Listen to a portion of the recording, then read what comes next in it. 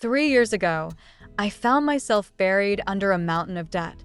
It felt overwhelming, like I was carrying a weight that would never lift. But I decided to take control of my finances and map out a 3-year plan to become debt-free. Let me take you through that journey. First, I had to face the reality of my situation. I gathered all my statements, listed every debt, and calculated the total. It was eye-opening. I realized I had to change my mindset. Instead of seeing my debt as a burden, I viewed it as a challenge, a puzzle to solve. Next, I created a budget.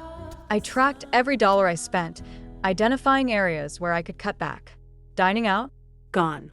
Impulse purchases? Out the window. I started meal prepping using coupons and even picked up side gigs to boost my income. Every extra dollar went straight to my debt. Then came the snowball method.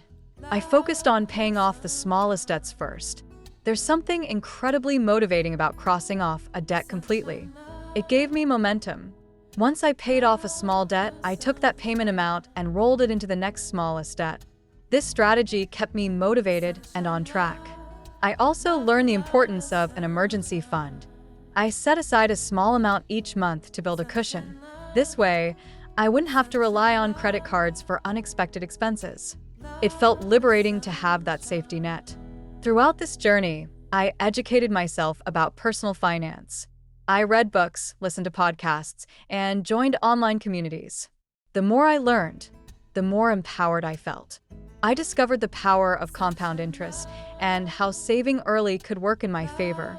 As I approached the end of my 3-year plan, I celebrated small victories. Each time I paid off a debt, I treated myself, nothing extravagant, just a nice dinner or a day out. These little rewards kept my spirits high and reminded me of the progress I was making. Now, standing here today, I can proudly say I'm debt-free. It wasn't just about eliminating debt.